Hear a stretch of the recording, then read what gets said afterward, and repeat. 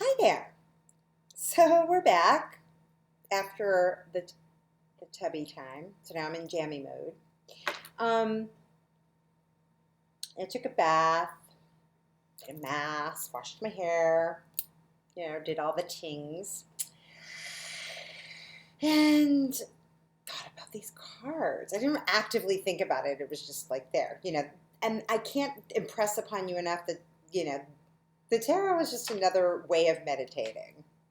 Anything that you're you know, looking at and considering, and they tell a story.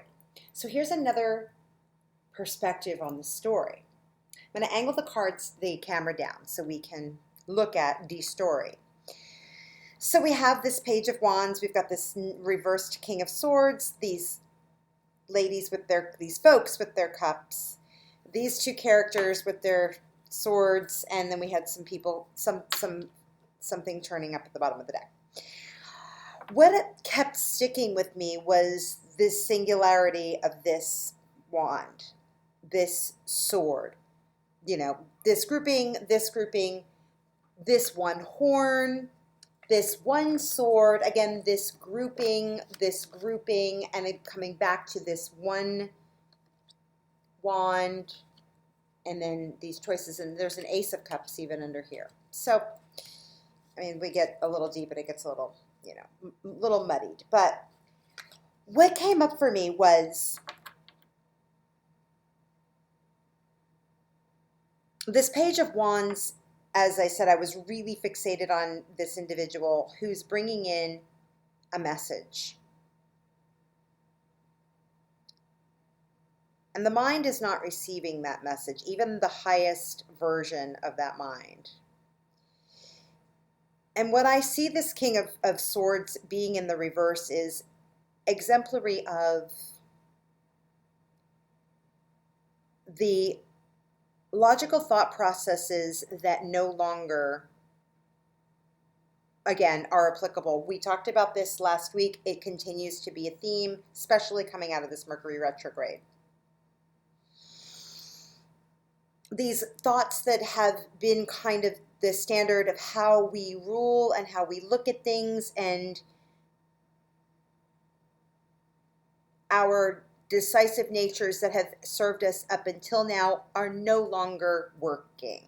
This, you can't, I mean, we had those tower moments last week that showed us, that this stuff doesn't work. So from that point, yes, it may feel as though we're in a desert and we don't have, we're not really sure, there's something growing here, there's messages coming in, there is something being shown to us, a way that's a way of, a way of following our hearts that feels as though we're kind of alone in a desert. But we're bringing in, there is a coming together of, through our feelings, through our intuition, again, Cancer season, we're coming into something that is, there is a tribe, if you will. There are like-minded individuals who are coming together, and that might make you feel a little heady, a little drunk, a little off balance, to feel this kind of newness, and maybe be meeting people who, or finding yourself in situations where you're not really, like, it feels like you're tipsy, like it feels like you're drunk, but yet there still feels to be something forming.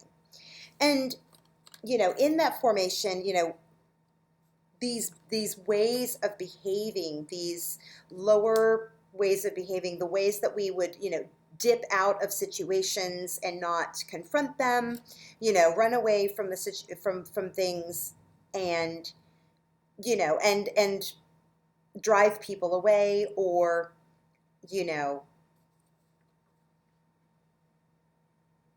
people choosing to go because their thought processes are no longer working with your new stuff. They're making a departure. That's both of that is true. We're leaving behind old ways of thinking. We may be picking up new ways of thinking that are the new ways of going forward. But either way, yes, we might feel like we're here at this Five of Cups situation, feeling a little emotionally bereft, again, in a little bit of a desert situation.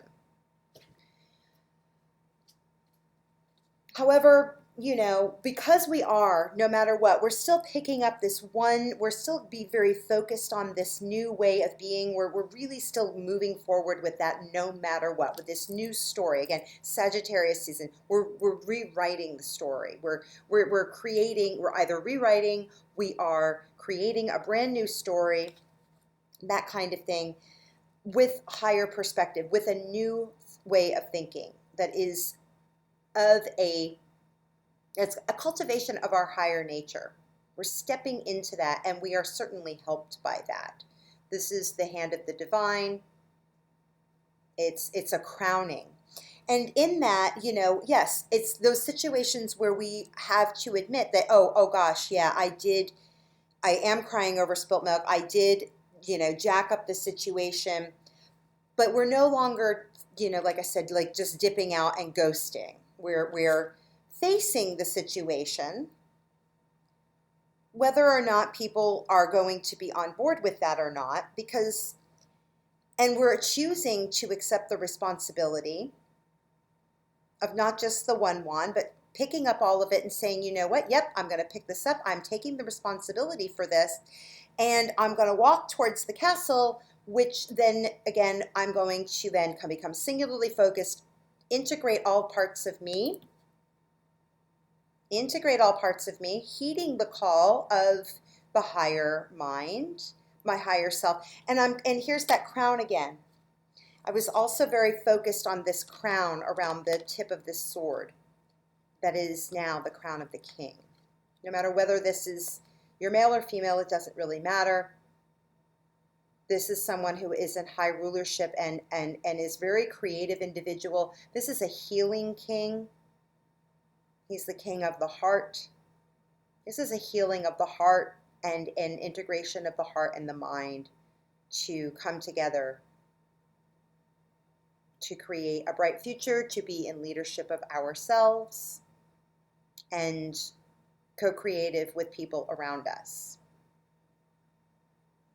Someone who's a very charismatic individual.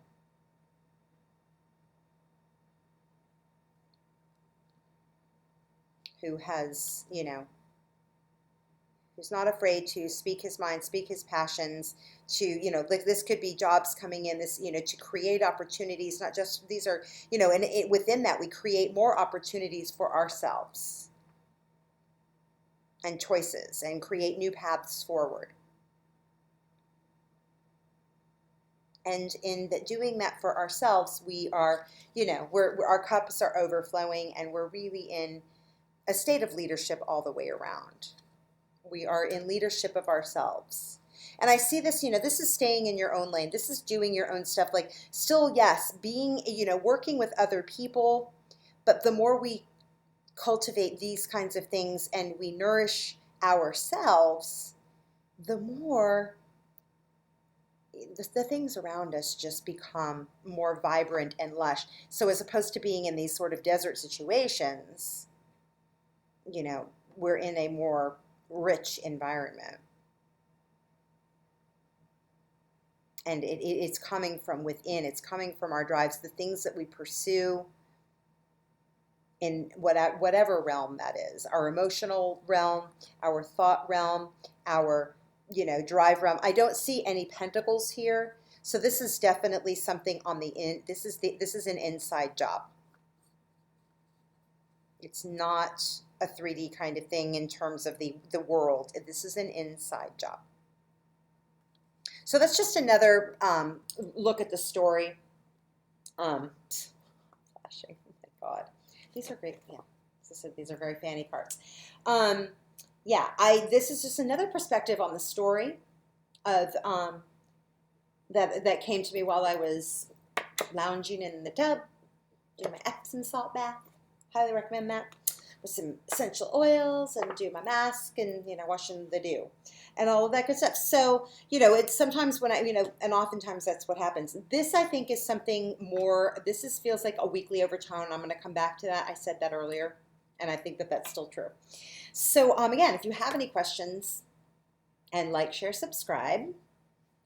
That helps me get the word out because, these messages, I wasn't going to come back and do it. I'm like, you know what? If it's coming to me, it's a message for somebody. And I hope, no matter who sees this and no matter when you see it, that's the other thing. If you see this a year from now, it's what you're meant to hear. It doesn't matter that it was for Tuesday, June 22nd. Anyway, let me know if you have questions. If you want a private reading, lisa.loring@gmail.com, or you can direct message me through any of the formats.